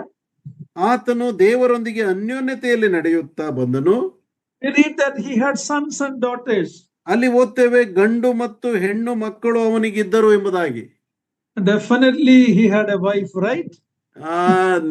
ಖಂಡಿತವಾಗಿಯೂ ಆತನಿಗೊಬ್ಬ ಹೆಂಡತಿ ಇರ್ಲೇಬೇಕಲ್ಲ ಮಕ್ಕಳು ಹುಟ್ಟಿದ ಮೇಲೆ. Is her name mentioned there? ಅಲ್ಲಿ ಆಕೆ ಹೆಸರು ಕೊಡಲ್ಪಟ್ಟಿದೆಯಾ? No. ಇಲ್ಲ. I asked many brothers, hey brother, you have a family. Who is there in the family? You know what I hear? ನಾನು ಅನೇಕ ಸಹೋದರರಿಗೆ ನಾನು ಕೇಳ್ತೇನೆ, ನೀವು ಅನೇಕ ಕುಟುಂಬಗಳಿವೆ. ಇಲ್ಲ ನಿಮ್ಮ ಕುಟುಂಬ what is your family ಅಂತ ಕೇಳಿದಾಗ ನಿಮ್ಮ ಕಮಗೆ brother, I ask brother, how about your family? ನಿಮ್ಮ ಕುಟುಂಬದಲ್ಲಿ ಯಾರಿದ್ದಾರೆ? ನಿಮ್ಮ ಕುಟುಂಬದಲ್ಲಿ ಯಾರ್ಯಾರಿದ್ದಾರೆ ಎಂಬುದಾಗಿ ಕೆಲವರನ್ನ ನಾನು ಪ್ರಶ್ನಿಸಿದಾಗ ಆನ್ಸರ್ they give me? ಅವರು ಯಾವ ಉತ್ತರ ಕೊಡ್ತಾರೆ ಗೊತ್ತಾ? I have 3 children. I have 2 children. I have a boy and girl. ನನಗೆ ಒಬ್ಬ ಮಗ ಇದ್ದಾನೆ, ಒಬ್ಬ ಮಗಳಿದ್ದಾಳೆ, 2 ಮಕ್ಕಳಿದ್ದಾರೆ, ನನಗೆ 2 ಹೆಣ್ಣು ಮಕ್ಕಳು, 2 ಗಂಡು ಮಕ್ಕಳು, ಈ ರೀತಿಯಾಗಿ ಕೊಡ್ತಾರೆ. I asked, do you have a wife? They don't tell about the wife. ಯಾಕೆ ನಿಮಗೆ ಹೆಂಡತಿ ಇಲ್ವಾ? ಯಾಕೆ ಹೆಂಡತಿಯ ಕುರಿತಾಗಿ ಹೇಳುವುದಿಲ್ಲ ಎಂಬುದಾಗಿ ನಾನು ಕೇಳ್ತೇನೆ. Many brothers are like that. They only tell about the children. They never tell about the wife. ಅನೇಕ ಸಹೋದರರು ತಮ್ಮ ಕುಟುಂಬದ ವಿವರಣೆಯನ್ನು ಕೊಡುವಾಗ ಅವರ ಮಕ್ಕಳ ಬಗ್ಗೆ ಹೇಳ್ತಾರೆ ಹೊರತು ತಮ್ಮ ಹೆಂಡತಿಯರ ಕುರಿತಾಗಿ ಹೇಳುವುದಿಲ್ಲ. Same here, we are told about Enoch's children, sons and daughters, but we are not told about his wife. ಇಲ್ಲೂ ಕೂಡ ಅದನ್ನೇ ನೋಡ್ತೇವೆ. ಹನೋಕನ ಕುರಿತಾಗಿ, ಆತನ ಮಕ್ಕಳ ಕುರಿತಾಗಿ, ಹೆಣ್ಣು ಮಕ್ಕಳು ಗಂಡು ಮಕ್ಕಳ ಕುರಿತಾಗಿ ನೋಡ್ತೇವೆ, ಆದ್ರೆ ಆತನ ಹೆಂಡತಿಯ ಕುರಿತಾಗಿ ನಾವು ನೋಡ್ತಾ ಇಲ್ಲ. But we are sure he had a wife. ಆದ್ರೆ ನಮ್ಗೆ ಖಂಡಿತವಾಗಿ ಗೊತ್ತು, ಮಕ್ಕಳಾಗಿದ್ದ ಮೇಲೆ ಆತನಿಗೆ ಹೆಂಡತಿ ಇರಲೇಬೇಕು. So I'm going to talk about Enoch's wife. ಆದುದರಿಂದ ಹನೋಕನ ಹೆಂಡತಿಯ ಕುರಿತಾಗಿ ನಾನು ಮಾತನಾಡ್ತೇನೆ. For a man, a godly man to walk with God, it is very important that he had a supportive wife. ಈ ದೇವರೊಂದಿಗೆ ಅನ್ಯೋನ್ಯತೆಯುಳ್ಳವನಾಗಿ ನಡೆಯುವಾಗ ಆತನಿಗೆ ಒಬ್ಬ ಸಹಕಾರಿಯಾದಂತ ಪ್ರೋತ್ಸಾಹಿಸುವಂತ ಹೆಂಡತಿ ಇರಬೇಕು. A man cannot do his service unless he has a supporting wife. ಒಬ್ಬ ಪುರುಷನು ತನ್ನ ಸೇವೆಯನ್ನ ಮಾಡಲಿಕ್ಕೆ ಸಾಧ್ಯವಿಲ್ಲ ಯಾವಾಗ ಎಂಬುದಾಗಿ ಹೇಳಿದ್ರೆ ತನ್ನ ಹೆಂಡತಿಯು ಆತನಿಗೆ ಸಪೋರ್ಟ್ ಮಾಡಲಿಲ್ಲ ಎಂಬುದಾಗಿ ಹೇಳಿದ್ರೆ. Read Hebrews 11:5. Enoch is mentioned there in Hebrews 11:5. ಹನೋಕನ ಹೆಸರು ಇಬ್ರಿಯ ಗ್ರಂಥ 11ನೇ ಅಧ್ಯಾಯ 5ನೇ ವಚನದಲ್ಲಿ ಹೇಳಲ್ಪಟ್ಟಿದೆ. ಇಬ್ರಿಯ ಗ್ರಂಥ 11ನೇ ಅಧ್ಯಾಯ 5ನೇ ವಚನ. ಹನೋಕನು ಮರಣವನ್ನು ಅನುಭವಿಸದೆ ಒಯ್ಯಲ್ಪಟ್ಟದ್ದು ನಂಬಿಕೆಯಿಂದಲೇ. ಅವನನ್ನು ದೇವರು ತೆಗೆದುಕೊಂಡು ಹೋದದರಿಂದ ಅವನು ಯಾರಿಗೂ ಸಿಕ್ಕಲಿಲ್ಲ. ಅವನು ಒಯ್ಯಲ್ಪಡುವುದಕ್ಕಿಂತ ಮೊದಲು ದೇವರಿಗೆ ಮೆಚ್ಚಿಕೆಯಾದವನಾಗಿದ್ದನೆಂದು ಸಾಕ್ಷಿ ಉಂಟು. If he had to please God, and if his wife is an ungodly woman, if a wife is a worldly woman, and Enoch could have never walked with God and pleased God. That's not very difficult to understand. ಹನೋಕನು ದೇವರಿಗೆ ಮೆಚ್ಚುಗೆಯಾಗಿದ್ದನು ಎಂದು ಸಾಕ್ಷಿ ಇರುವುದಾದರೆ, ದೇವರೊಂದಿಗೆ ಅನ್ಯೋನ್ಯತೆಯಿಂದ ನಡೆಯಬೇಕಾಗಿದ್ದರೆ ಆತನ ಹೆಂಡತಿಯು ಆತನಿಗೆ ಸಹಕಾರಿ ಆಗಿರಲೇಬೇಕು ಎಂಬುದಾಗಿ ನಾವು ಅರ್ಥ ಮಾಡಿಕೊಳ್ತೇವೆ. Very important lesson for both husbands and wives. ಇದು ಒಂದು ಪ್ರಮುಖವಾದಂತಹ ಪಾಠವು ಪ್ರತಿಯೊಬ್ಬ ಯಜಮಾನನಿಗೂ ಮತ್ತು ಸ್ತ್ರೀಗೂ ಅದು ಕೊಡಲ್ಪಟ್ಟಿದೆ. My beloved dear sisters, if your husband is a godly man, thank God for him. If he is not a worldly man, thank God for him. You will be a blessing to him.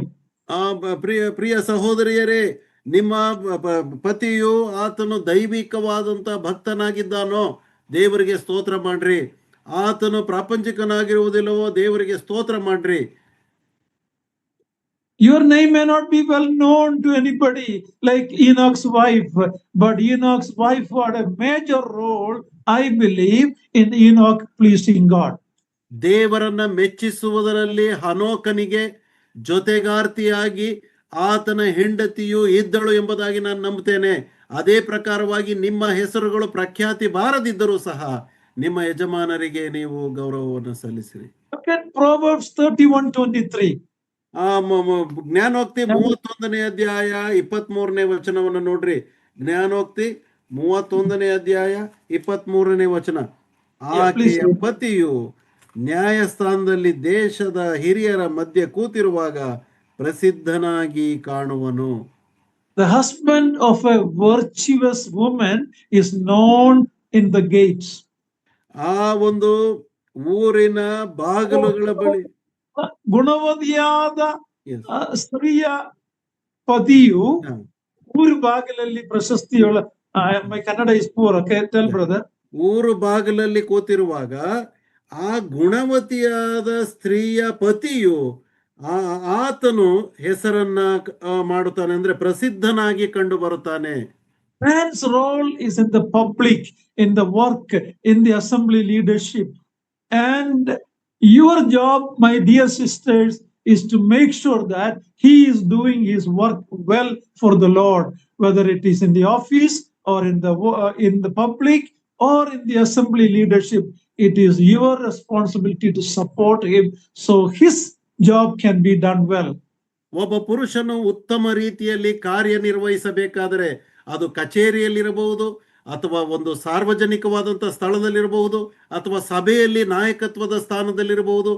ಆತನು ತನ್ನ ಕಾರ್ಯವನ್ನ ಸರಿಯಾದ ಕ್ರಮದಲ್ಲಿ ನಿರ್ವಹಿಸಬೇಕಾದರೆ ಪ್ರಿಯ ಸಹೋದರಿಯರೇ, ನಿಮ್ಮ ಪ್ರೋತ್ಸಾಹವು ಆತನಿಗೆ ತುಂಬಾ ಅಗತ್ಯವಾಗಿದೆ. You may not be well known. ನಿಮ್ಮ ಹೆಸರುವಾಸಿ ಆಗದೇ ಇರಬಹುದು. Don't worry about it. Read 31:10, Proverbs 31:10, what God says about such virtuous women. ಆ ರೀತಿಯಾಗಿ ನನ್ನ ಹೆಸರು ಇಲ್ವಲ್ಲ ಎಂಬುದಾಗಿ ಯೋಚಿಸಬೇಡ್ರಿ. ಆದ್ರೆ ದೇವರು ಅಂತ ಗುಣವತಿಯಾದ ಸ್ತ್ರೀಯರ ಕುರಿತಾಗಿ ಜ್ಞಾನೋಕ್ತಿ 31:10 ಏನ್ ಹೇಳ್ತದೆ ನೋಡ್ರಿ.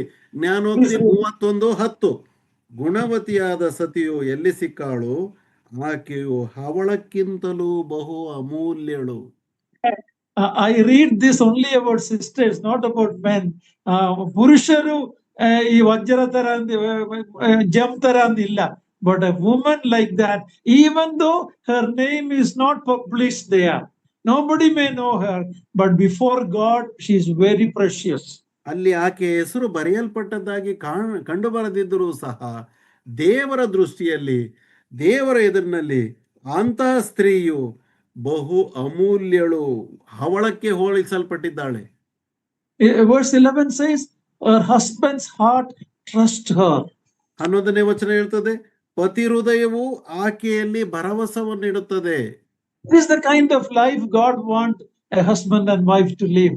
ಈ ತರವಾದಂತ ಜೀವನವನ್ನ ನಡೆಸಬೇಕು ಎಂಬುದಾಗಿ ದೇವರು ಬಯಸುವಂತವನಾಗಿದ್ದಾನೆ. Go through the unknown godly women of the Bible, we can learn so many lessons from them, which is not clearly written, but you can really understand the value of the women of the house. ಸ್ಪಷ್ಟವಾಗಿ ಇಂತಹ ಸ್ತ್ರೀಯರ ಹೆಸರು ಇಲ್ಲದೆ ಇರುವಂತಹ ಸ್ತ್ರೀಯರ ಕುರಿತಾಗಿ ಸ್ಪಷ್ಟವಾಗಿ ವಿವರಣೆ ಇಲ್ಲದಿದ್ದರೂ ಸಹ ನಾವು ಸ್ಪಷ್ಟವಾಗಿ ಅದನ್ನು ಅರ್ಥ ಮಾಡಿಕೊಳ್ಳಬಹುದು, ಅವರ ಆ ಒಂದು ಪಾತ್ರವು ಏನಾಗಿದೆ ಎಂಬುದಾಗಿ. My dear sisters, don't try to make a name. ಆದುದರಿಂದ ನನ್ನ ಪ್ರಿಯ ಸಹೋದರಿಯರೇ, ನೀವು ಹೆಸರು ಗಳಿಸಲಿಕ್ಕೆ ಪ್ರಯತ್ನಿಸಬೇಡ್ರಿ. In Genesis 11:4, we read about the people of the Tower of Babel. When they were making that, let us come and make ourselves a name. ನಾವು ಆದಿಕಾಂಡ 11ನೇ ಅಧ್ಯಾಯ 4ನೇ ವಚನದಲ್ಲಿ ನೋಡ್ತೇವೆ, ಬಾಬೇಲ್ ಗೋಪುರವನ್ನ ಕಟ್ಟುವಂತಹ ಆ ಒಂದು ಪಟ್ಟಣದ ಜನರ ಕುರಿತಾಗಿ ಬನ್ನಿರಿ, ನಾವು ಒಂದು ಒಳ್ಳೆ ಹೆಸರು ಮಾಡೋಣ ಎಂಬುದಾಗಿ ಅವರು ಹೇಳುವಂತಹ ಒಂದು ಸ್ಥಿತಿ ಅಲ್ಲಿ ಉಂಟು. They were trying to make a name for themselves. ಅವರು ತಮ್ಮ ಹೆಸರನ್ನ ಪ್ರಖ್ಯಾತಿಪಡಿಸುವುದಕ್ಕೋಸ್ಕರವಾಗಿ ಪ್ರಯತ್ನಿಸಿದರು. My dear sisters, if you are a virtuous woman like that, your husband will praise you more than that God values you.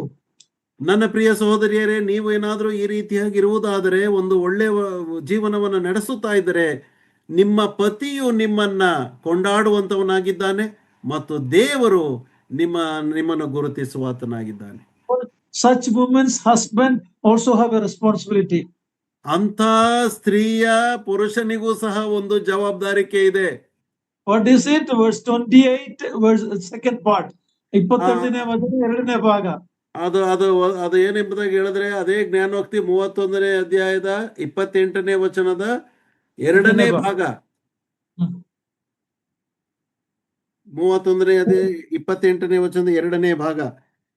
ಪತಿಯು ಸಹ ಬಹು ಮಂದಿ ಸ್ತ್ರೀಯರು ಗುಣವತಿಯರಾಗಿ ನಡೆದಿದ್ದಾರೆ, ಅವರೆಲ್ಲರಿಗಿಂತಲೂ ನೀನೇ ಶ್ರೇಷ್ಠಳು ಎಂದು ಆಕೆಯನ್ನು ಕೊಂಡಾಡುವನು. Yeah, see husbands, now I am talking to the husbands. ಈಗ ನಾನು ಪುರುಷರಿಗೆ, ಪತಿಯರಿಗೆ ನಾನು ಮಾತನಾಡ್ತಾ ಇದ್ದೇನೆ. If you have a wife like that, you should never forget to praise her. ಇಂಥ ಸ್ತ್ರೀಯರನ್ನ ಪಡೆದಿದ್ದರೆ ನೀವು ಆಕೆಯನ್ನ ಪ್ರಶಂಸಿಸಬೇಕು, ಹೊಗಳಬೇಕು. It is not quite like that. You have to help her to become that. ಒಂದು ವೇಳೆ ನಿಮ್ಗೆ ಅಂಧ ಪತ್ನಿ ಇಲ್ಲದೆ ಇದ್ದರೆ, ಅವರ ಅಂಧ ಪತ್ನಿಯರಾಗಲಿಕ್ಕೆ ನಿಮ್ಮ ಸಹಾಯ ಬೇಕು. ಅರ್ಥ ಆಯ್ತಲ್ಲ? ಅಂತ ಪತ್ನಿ ನಿಮಗೆ ಇಲ್ಲದೆ ಹೋದ್ರೆ ಆ ರೀತಿ ಗುಣವತಿಯಾದ ಸತಿಯು ಆಗ್ಲಿಕ್ಕೆ ನಿಮ್ಮ ಪ್ರಯತ್ನ ಸತತವಾಗಿರಬೇಕು. Now we looked at Eve, whose name is there, and Enoch's wife, whose name is not there. ನಾವು ಈಗ ಹವ್ವಳ ಹೆಸರು ಸತ್ಯವೇದದಲ್ಲಿ ಕೊಡಲ್ಪಟ್ಟಿದೆ, ಅದನ್ನ ನೋಡಿದೆವು. ಮತ್ತು ಹನೋಕನ ಹೆಂಡತಿ ಹೆಸರು ಸತ್ಯವೇದದಲ್ಲಿ ಹೇಳಲ್ಪಟ್ಟಿಲ್ಲ, ಆಕೆಯ ಹೆಸರನ್ನು ಸಹ ನಾವು ನೋಡಿದೆವು. Eve took Adam's role, but Enoch's wife kept her role, even though her name was not known. God knows her, and that's why he could walk with God and please God. ಹವ್ವಳು ತನ್ನ ಪಾತ್ರವನ್ನ ಬದಲಾಯಿಸಿಕೊಂಡಳು, ಆಕೆ ಹೆಸರು ಕೊಡಲ್ಪಟ್ಟಿದೆ. ಆದರೆ ಸತ್ಯವೇದದಲ್ಲಿ ಹನೋಕನ ಹೆಂಡತಿಯ ಹೆಸರನ್ನ ನಮೂದಿಸಿಲ್ಲ. ಆದರೆ ಆಕೆಯು ನಂಬಿಗಸ್ತಳಾಗಿ ತನ್ನ ಯಜಮಾನನಿಗೆ ಸರಿ ಬೀಳುವ ಹಾಗೆ ನಡ್ಕೊಂಡದ್ದರಿಂದ ಆತನು ದೇವರ ಅನ್ಯೋನ್ಯತೆಯಲ್ಲಿ ಸಾಗುತ್ತಾ ಬರಲು ಸಾಧ್ಯವಾಯಿತು. Wonderful lesson we can learn even from someone whose name is not written there. We can learn from them. ಸತ್ಯವೇದದಲ್ಲಿ ಹೆಸರು ಬರೆಯಲ್ಪಡದೇ ಇದ್ದರೂ ಸಹ ಅವರಿಂದ ಅತಿ ಪ್ರಮುಖವಾದಂತಹ ಪಾಠವನ್ನ ನಾವು ಕಲಿಯಬಹುದು. Third woman I'm going to talk is Noah's wife. ಮೂರನೇ ಸ್ತ್ರೀಯ ಕುರಿತಾಗಿ ನಾನು ಮಾತನಾಡುವಂಥದ್ದು ಆಕೆ ಯಾರೆಂದರೆ ನೋಹನ ಹೆಂಡತಿ. In the most immoral, evil days before the flood, ಜಲಪ್ರಳಯಕ್ಕಿಂತ ಮುಂಚಿತವಾಗಿ ಇದ್ದಂತ ಬಹು ಅನೀತಿವಂತರ ಮಧ್ಯದಲ್ಲಿ we read of a man, Noah, Genesis 6:8-10. Read, brother. ಒಬ್ಬ ವ್ಯಕ್ತಿಯ ಕುರಿತಾಗಿ ಅಂದ್ರೆ ನೋಹನ ಕುರಿತಾಗಿ ನಾವು ನೋಡ್ತೇವೆ. 6ನೇ ಅಧ್ಯಾಯ 10ನೇ ವಚನ. ಅಂದ್ರೆ ಆದಿಕಾಂಡ 6ನೇ ಅಧ್ಯಾಯ 9 ವರ್ಸ್ 9 ನೋ ಬ್ರದರ್. 8, 9, 10. 8, 9, 10. ಆದಿಕಾಂಡ 6ನೇ ಅಧ್ಯಾಯ 8, 9, 10. ಆದರೆ ನೋಹನಿಗೆ ಯೆಹೋವನ ದಯವು ದೊರಕಿತು. ನೋಹನ ಚರಿತ್ರೆಯು. ನೋಹನು ನೀತಿವಂತನು, ತನ್ನ ಕಾಲದವರಲ್ಲಿ ತಪ್ಪಿಲ್ಲದವನು ಆಗಿದ್ದನು. ಅವನು ದೇವರೊಂದಿಗೆ ಅನ್ಯೋನ್ಯವಾಗಿ ನಡೆದುಕೊಂಡನು. ಶೇಮ್, ಹಾಮ್, ಯೆಫೆತ್ ಎಂಬ 3 ಮಂದಿ ಮಕ್ಕಳನ್ನು ಪಡೆದನು. The same story here. Noah's children's name are given. The wife's name is not given.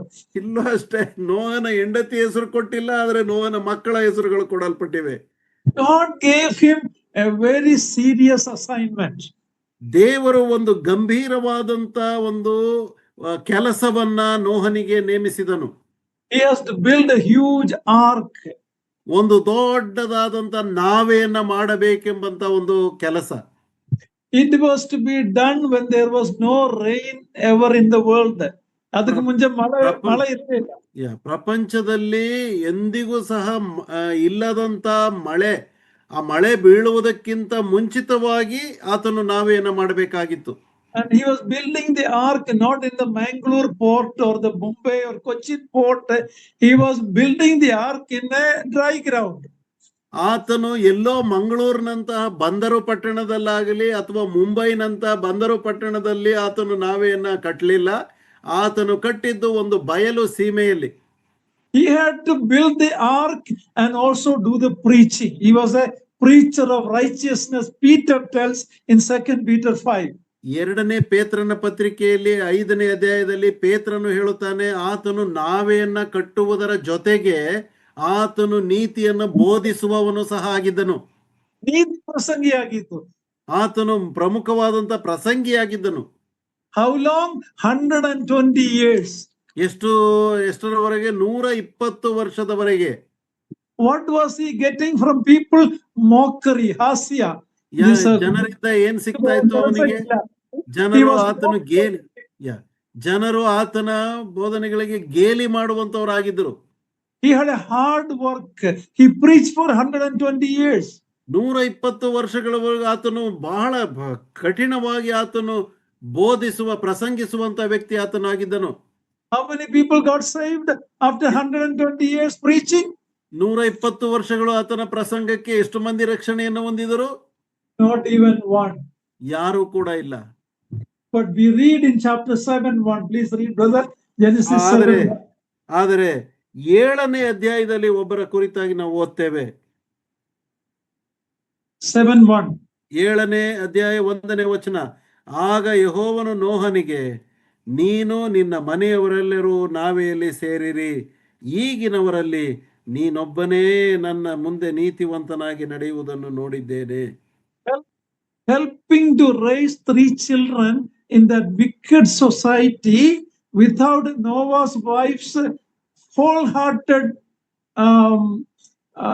service. Do you think Noah could have walked with God like that? ಆ ಒಂದು ತನ್ನ ಕಾಲದಲ್ಲಿ ತಪ್ಪನ್ನೇ ಮಾಡುವಂತ ಜನಾಂಗಗಳ ಮಧ್ಯದಲ್ಲಿ ಆತನ ಮಕ್ಕಳು ಯೋಗ್ಯರಾಗಿ ನೀತಿವಂತರಾಗಿ ಬೆಳೆಸಲ್ಪಡಬೇಕಾದ್ರೆ ತನ್ನ ಹೆಂಡತಿಯ ಸಹಾಯವಿಲ್ಲದೆ ನೋಹನೊಬ್ಬನೇ ಮಾಡಲಿಕ್ಕೆ ಸಾಧ್ಯವಾಯಿತು ಎಂಬುದಾಗಿ ನೀವು ನಂಬುತ್ತೀರಾ? 120 years of hard work and preaching mockery from others, I am sure Noah's wife was a great support for him. 120 ವರ್ಷಗಳವರೆಗೆ ಆತನು ಪ್ರಸಂಗಿಸಿದಾಗ್ಯೂ ಜನರಿಂದ ಆತನಿಗೆ ಸಿಕ್ಕಿದ್ದು ಬರೀ ಅವಮಾನ, ಹಾಸ್ಯ, ಗೇಲಿ ಹೊರತು ಇನ್ನೇನು ಸಿಕ್ಕಲಿಲ್ಲ. ಆದರೆ ಆತನ ಪತ್ನಿ ಆತನ ಜೊತೆಯಲ್ಲಿ ಆ ಸಹಕಾರಿ ಪ್ರೋತ್ಸಾಹವನ್ನ ನೀಡುತ್ತಾ ಬಂದಂತ ಒಬ್ಬ ಸ್ತ್ರೀ ಆಕೆಯಾಗಿದ್ದಾಳೆ. But her 3 sons' name is mentioned, Shem, Ham and Japheth. ಆದರೆ ನೋಹನ 3 ಮಂದಿ ಮಕ್ಕಳ ಕುರಿತಾಗಿ ಹೆಸರು ಕೊಡಲ್ಪಟ್ಟಿದೆ, ಶೇಮ್, ಹಾಮ್ ಮತ್ತು ಯಫೆತ್ ಎಂಬುದಾಗಿ.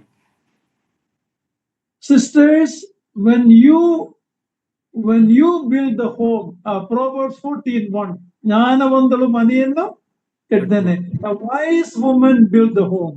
ಆದುದರಿಂದ ಜ್ಞಾನವೆಂಬಾಕಿಯು ತನ್ನ ಮನೆಯನ್ನು ಕಟ್ಟಿಕೊಳ್ಳುವಳು ಎಂಬುದಾಗಿ ನಾವು ಜ್ಞಾನೋಕ್ತಿ 14ನೇ ಅಧ್ಯಾಯದಲ್ಲಿ ನೋಡ್ತೇವೆ. So when Noah had a tough job from God to do in the midst of mockery, no result, hard work, in the midst of that, he had a family that was with him, and that unknown wife need to be ಪ್ರಶಂಸಿಸಲೇಬೇಕು ಅವಳನ್ನು, because it was her role that made Noah for this long time to continue the work without failure. ಯಾವುದೇ ತಪ್ಪಿಲ್ಲದೆ, ಸೋತು ಹೋಗದೆ 120 ಸುದೀರ್ಘ ವರ್ಷಗಳು ತನ್ನ ಸೇವೆಯನ್ನ ಮಾಡಲಿಕ್ಕೆ ತನ್ನ ಯಜಮಾನನಿಗೆ ಪ್ರೋತ್ಸಾಹಿಸಿ ಬಲ ನೀಡಿದಂತ ಆತನ ಹೆಂಡತಿ, ಆಕೆ ಹೆಸರು ಕೊಡಲ್ಪಟ್ಟಿಲ್ಲ. ಆಕೆಯನ್ನು ನಾವು ನಿಜವಾಗಿಯೂ ಪ್ರಶಂಸಿಸಲೇಬೇಕು. So whether your name is written or not doesn't matter. What you have done in this short life to your family, to your assembly is very, very important, dear sisters. ನನ್ನ ಪ್ರಿಯ ಸಹೋದರಿಯರೇ, ನಿಮ್ಮ ಹೆಸರು ಯಾರು ಹೇಳದೇ ಇರಬಹುದು ಅಥವಾ ಎಲ್ಲೂ ಬರೆಯದೇ ಇರಬಹುದು, ಆದ್ರೆ ನೀವು ಮಾಡಿದಂತ ಅಲ್ಪ ಸೇವೆ ನಿಮ್ಮ ಕುಟುಂಬಕ್ಕೋಸ್ಕರವಾಗಿ ಅಥವಾ ನಿಮ್ಮ ಚಿಕ್ಕ ಸಭೆಗೋಸ್ಕರವಾಗಿ ಮಾಡಿದಂತ ಸೇವೆ, ಅದು ಬಹಳ ಪ್ರಮುಖವಾಗಿ ಅದು ದೇವರ ಎಣಿಕೆಯಲ್ಲಿ ಅದು ಇಡಲ್ಪಟ್ಟಿದೆ. Remember Hebrews 11, the honor roll, ನಂಬಿಕೆಯ ವೀರರ ಪಟ್ಟಿ. You study that. That chapter is what motivated me to come out to God's service about 30 years back. 30 ವರ್ಷಗಳ ಹಿಂದೆ ಪ್ರಿಯ ಸಹೋದರರು ದೇವರ ಸೇವೆಗೋಸ್ಕರವಾಗಿ ಪ್ರತ್ಯೇಕಿಸಲ್ಪಟ್ಟು ಬರಬೇಕಾದ್ರೆ ಇಬ್ರಿಯ ಗ್ರಂಥ 11ನೇ ಅಧ್ಯಾಯದ ಆ ಒಂದು ವೀರರ, ನಂಬಿಕೆಯ ವೀರರು ನನಗೆ ಪ್ರೋತ್ಸಾಹವನ್ನು ನೀಡಿತು ಎಂಬುದಾಗಿ ತಿಳಿಸ್ತಾ ಇದ್ದಾರೆ. 1 to 34 we read about many men, starting with Abel, Enoch, Noah, Abraham, Sarah. So many names are given. ಅಲ್ಲಿ ಮೊದಲ 34 ವಚನಗಳು ಪುರುಷರ ಕುರಿತಾಗಿ ನೋಡ್ತೇವೆ. ಇಲ್ಲ, ಪುರುಷರಿಂದಲ್ಲ, ನಂಬಿಕೆಯ ವೀರರು. ಅದರಲ್ಲಿ ಪುರುಷರು ಇದೆ, ಸ್ತ್ರೀಯರು ಇದ್ದಾರೆ. ಅಲ್ಲಿ ಮೊದಲ ಭಾಗದಲ್ಲಿ ನಂಬಿಕೆಯ ವೀರರ ಹೆಸರುಗಳು ಅದು ಕೊಡಲ್ಪಟ್ಟಿದೆ. Now come to the 35, verse 35. 35ನೇ ವಚನವನ್ನ ನೋಡ್ರಿ. ಇಬ್ರಿಯ ಗ್ರಂಥ 11ನೇ ಅಧ್ಯಾಯ 35ನೇ ವಚನ. ಸ್ತ್ರೀಯರು ಸತ್ತು ಹೋಗಿದ್ದ ತಮ್ಮವರನ್ನು ಪುನರುತ್ಥಾನದಿಂದ ತಿರುಗಿ ಹೊಂದಿದರು. ಕೆಲವರು ಯಾವ ಯಾತನೆಯ ಯಂತ್ರಕ್ಕೆ ಕಟ್ಟಲ್ಪಟ್ಟಾಗ ಕೆಲವರು ತಾವು ಯಾತನೆಯ ಯಂತ್ರಕ್ಕೆ ಕಟ್ಟಲ್ಪಟ್ಟಾಗ ಶ್ರೇಷ್ಠ ಪುನರುತ್ಥಾನವನ್ನು ಹೊಂದುವುದಕ್ಕೋಸ್ಕರ ಬಿಡುಗಡೆ ಬೇಡವೆಂದು ಹೇಳಿ ಮುರಿಸಿಕೊಂಡು ಸತ್ತರು. ಬೇರೆ ಕೆಲವರು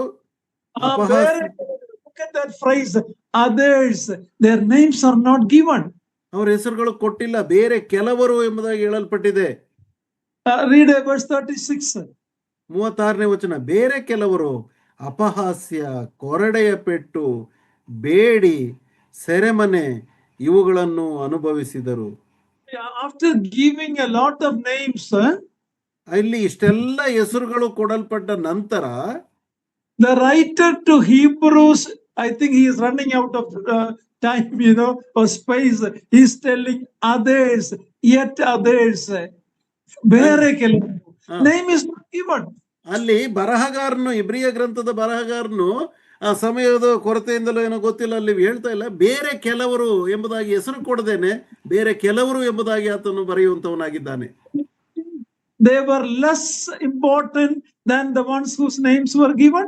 ನೀವು ಮುಂಚಿತವಾಗಿ ಹೇಳಲ್ಪಟ್ಟ ಹೆಸರುಗಳಿಗಿಂತ ಇವರ ಹೆಸರು ಬಹಳ ಕನಿಷ್ಠ ಎಂಬುದಾಗಿ ಯೋಚಿಸ್ತೀರಾ? Not in God's estimation.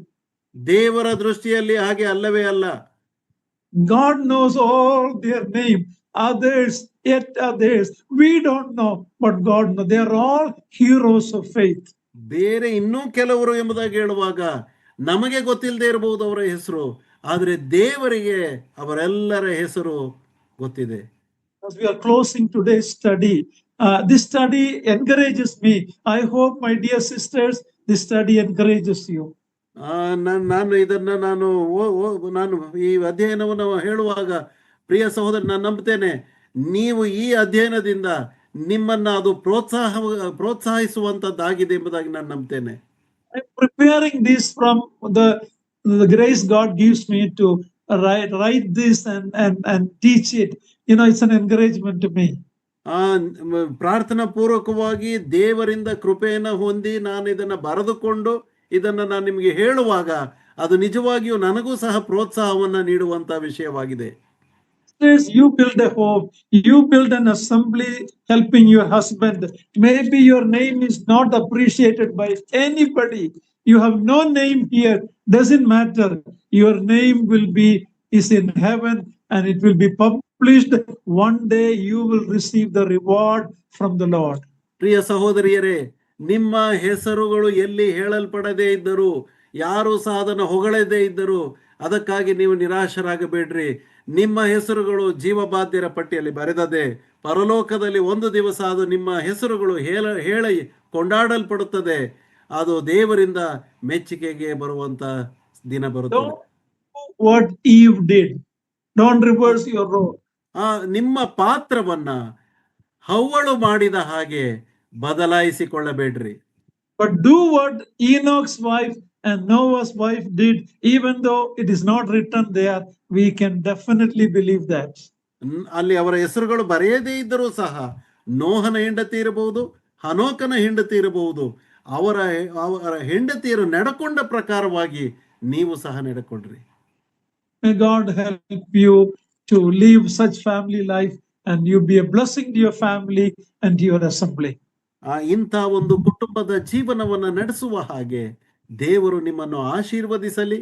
ಆ ರೀತಿಯಾಗಿ ದೇವರಿಂದ ಆಶೀರ್ವದಿಸಲ್ಪಟ್ಟಂತ ಕುಟುಂಬ ಮತ್ತು ಸಭೆಯು ನಮ್ಮದಾಗಲಿ. We have so many other names coming up in the next weeks.